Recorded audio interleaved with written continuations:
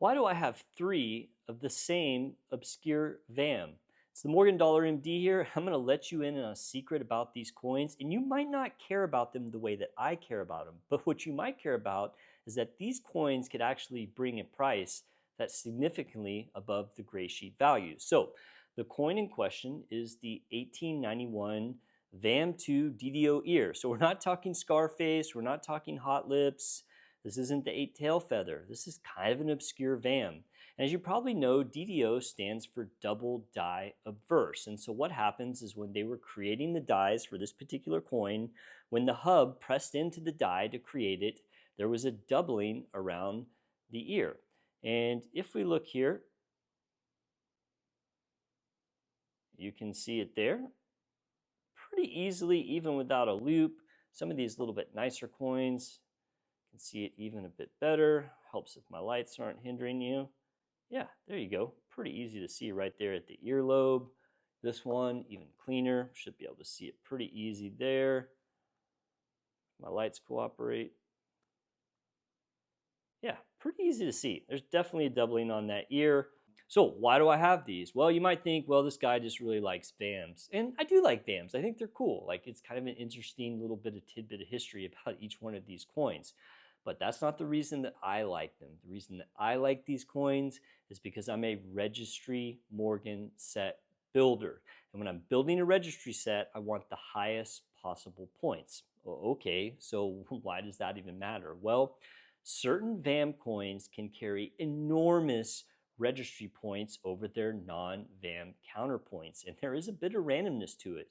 But the 1891 VAM-2 DDO ear is one of the absolute best, and I'm going to tell you why. This MS60 coin, which books out in gray sheet, and you can look up the specific VAM-2 in gray sheet, this books at $100 to $140. I paid $100 for this coin, which is, pretty cheap for a nice mint state coin. But here's the kicker. A normal 1891 MS60 will give you around 230 registry points. That's not a lot. When I'm building a registry set, especially a high-end one, I really try to shoot for 2,500 points or more per coin. Now that's hard to do unless you're really willing to spend some money.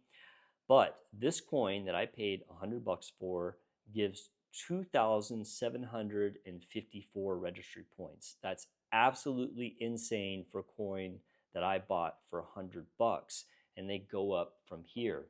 This MS63 version, which books out at 200 to 265, I think I paid $229 for this coin. Yep, and you can see right there how many registry points that it gives. 6,283 registry points.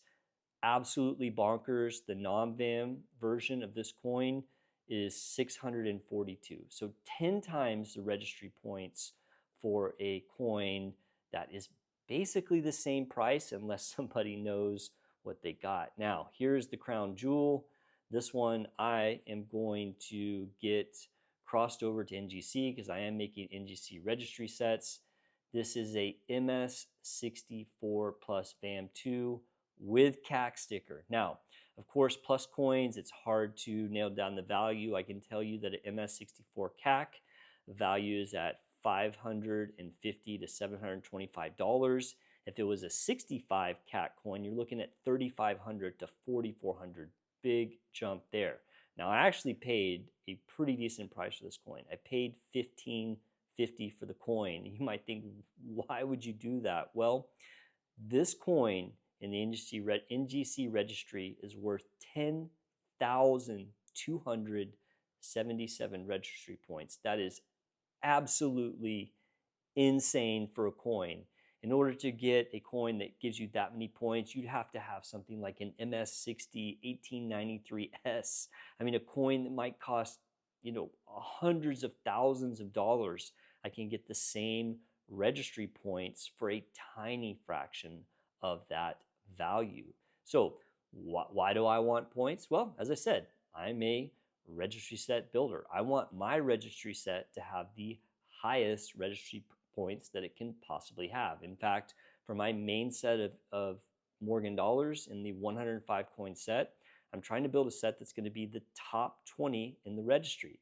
And for that, I need a lot of points per coin, approximately 3,000 points per coin. And by picking this coin up, I've over tripled what I want for points in a coin, and that allows me to potentially spend less money on a different coin.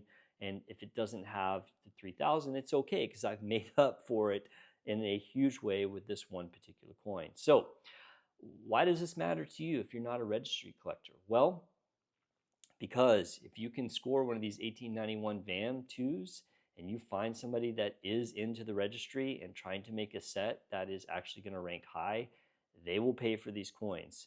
I was more than happy to pay $15.50 for this coin. I would have done it all day long. I would have potentially paid a lot more, and just depending where I was in the set, if I was trying to leapfrog someone else, I might have paid double or triple for that coin. Again, it's because I'm trying to build these registry sets, and I want my registry set to be the best because I'm kind of competitive in OCD. So you may not care that it has so many registry points, but if you can get one of these coins cheap and you find the right buyer, you could potentially make a good amount of money. Now, maybe you're not into flipping coins, but it's also kind of cool to have. I mean, having a coin like this, you might think, hey, maybe I should build a registry set. So yeah, these coins, kind of unique. There's not a ton of them. I kind of scope out anytime what might go on sale at the normal places, and if I see it at the right price, I scoop it up. You might ask, well, why did I buy 3 of them? Well, I bought this one first and was ecstatic to find it. Never saw a better one until this 64 plus popped up, and I jumped on it. So this one will replace this coin once I get it moved over to NGC. Hopefully it'll come back the same. Heck, hopefully it comes back MS65. That would be even better. So what will I do with these two? Well, I build a lot of registry sets. I'm actually building some sets that I eventually probably will sell, and these coins are great value in the dollar per points category. So I can slide these into these sets and boost it up the rankings, which means somebody might pay more money for it if they're also, OCD like me and want to have a set that has great points. So I hope you learned something about this kind of interesting coin. Please leave a like. Please subscribe. It helps me so much. And leave me a comment. Let me know what you think about these coins. Do you have any of these 1891 VAM2s? Maybe I'll buy them from you. We'll see you next time. Thanks.